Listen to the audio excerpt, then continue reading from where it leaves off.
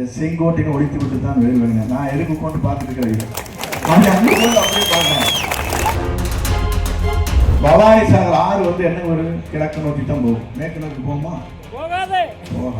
கொஞ்ச நாள்ல சில கட்சி தலைவர் மட்டுமே இருப்போம். இந்த ஆட்சி 6 மாதம் தான். நான் சொல்லுகிறேன், இன்றைக்கு ஆட்சி 6 மாதம் அல்ல. அவர் இருக்கும் வரை அவர்தான் தமிழ்நாட்டின் நிரந்தர முதலமைச்சர். சட்டமன்ற உறுப்பினர் வேலைக்கு வாங்கிக்கிறீங்க. எங்கடா என்ன மாட்டு சந்தையா? போய் வேலைக்கு வாங்கிக்கிறாங்க. ஆட்டி சந்தையா?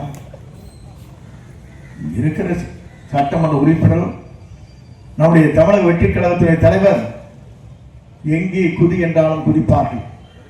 எந்த இடம் என்று பார்க்க மாட்டார்கள். அந்த அளவுக்கு தான் அவர் தேர்வு செய்யப்பட்டிருக்கிறார். நீங்க மறந்து விடக்கூடாது. அங்க இருக்கிறவங்க வருவாங்க தவிர இங்க இருக்கிற அங்க போக மாட்டாங்க. நான் கேட்கிறேன், பவானி சாகர் ஆறு வந்து என்ன ஒரு கிழக்கு நோக்கி தான் போகும். மேற்கு நோக்கி போகுமா? போகாது. ஆகவே மேற்கு நோக்கி போகின்ற அவர்கள் தான். நான் இன்றைக்கு சொல்கிறேன், கொஞ்ச நாள்ல சில கட்சி தலைவர் மட்டும்தான் இருப்பான். அவங்க போயிட்டாங்க. மதிமுக மாதிரி நாங்க நடத்தக்கூடாதா? நாங்கள் அதே மாதிரி இருக்காங்க. 10 பேர் இருந்த போது கட்சி இருந்த போது, எனக்கு கட்சி கம்பெனியா இருந்த போது நான் அதை வச்சுட்டு வச்சுருந்தேன்.